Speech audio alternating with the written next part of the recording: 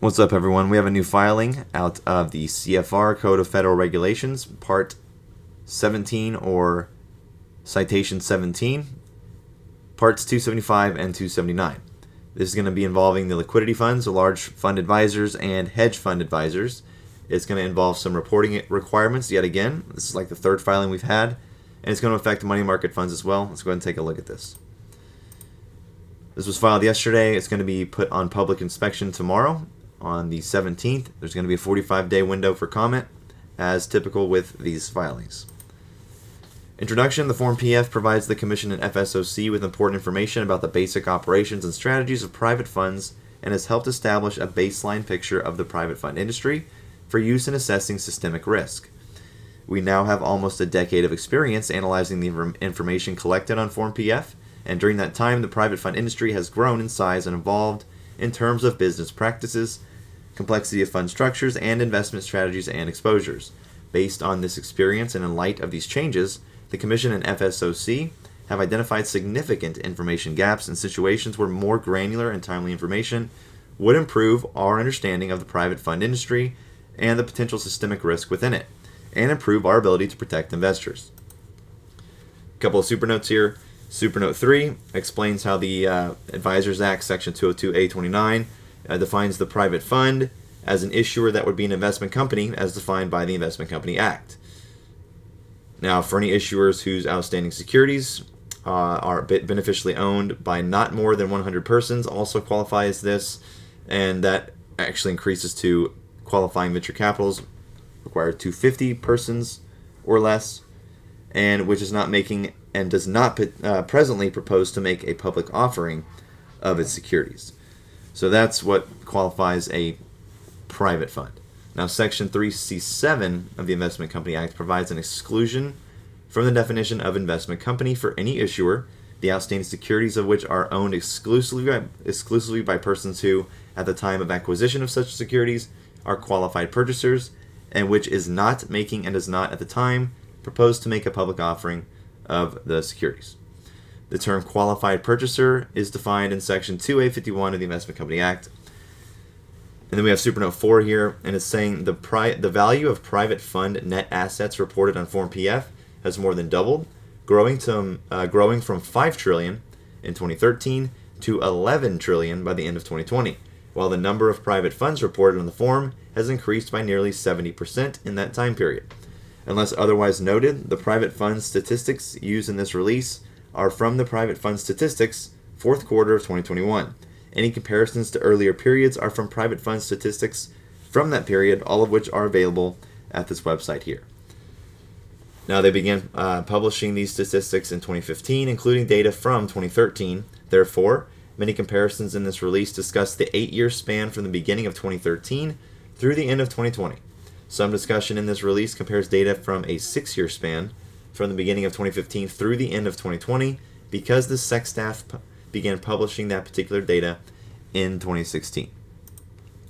Now, the proposals, they're going to do 3 things. First, they're going to propose the new current reporting by large hedge fund advisors regarding their qualifying hedge funds and by private equity advisors upon the occurrence of certain key events.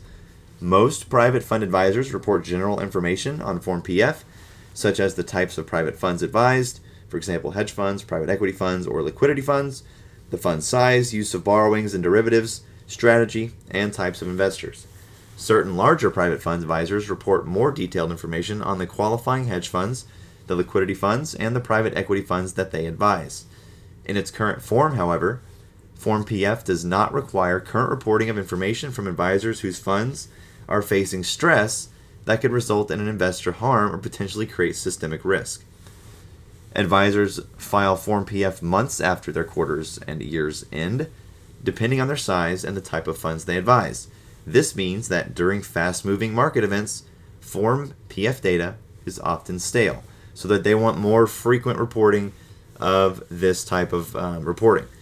Just like we've seen with money market funds over the past, they're thinking about doing 13Fs, trying to increase the frequency and interval that they're going to be reporting on these important information events. Very important to know how these funds are structured, And this is definitely a good step in the right direction. So Supernote 8, in particular, the 3 types of large private fund advisors must complete certain additional sections of the current Form PF. Number 1, any advisor having at least $1.5 billion in regulatory assets under management to hedge funds as of the end of any month in the prior fiscal quarter, and any advisor managing a liquidity fund and having at least $1 billion in combined regulatory assets under management attributable to liquidity funds and registered money market funds as of the end of any month in the prior fiscal quarter. And 3, any advisor having at least $2 billion in regulatory assets under management attributable to private equity funds at the last day of the advisor's most recent completed fiscal year. Under the proposal, they would lower the threshold for private equity advisors to $1.5 billion, down from $2 billion. Secondly, they're proposing to decrease the threshold for reporting as a large private equity advisor, like I just said, and to require additional information from these advisors. The private equity space has grown substantially since Form PF was initially adopted. There were 6,910 funds with $1.6 trillion in gross assets in first quarter of 2013, and 15,584 funds with $4.71 trillion in gross assets in the fourth quarter of 2020. In addition, given the increased demand for exposure to private equity among institutional investors, private equity advisors have expanded the breadth of their investment strategies and the types of offerings, including a significant increase in private credit strategies, which raises questions regarding lending practices that could raise systemic risk concerns. No shit.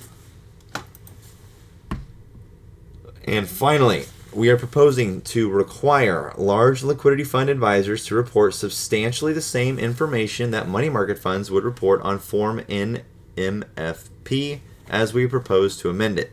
As discussed more fully in our release to amend Form NFP, we are proposing amendments to improve money market funds' resiliency and transparency.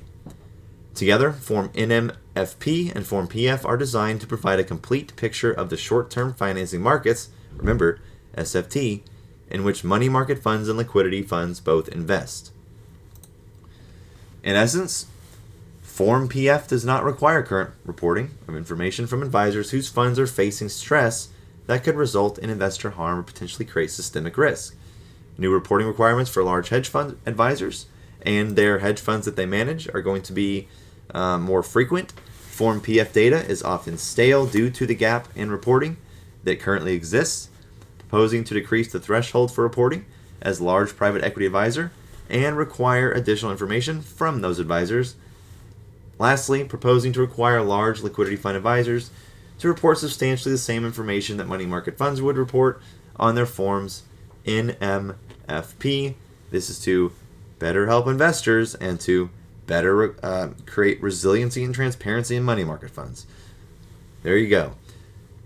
Anyways, time to go do shit.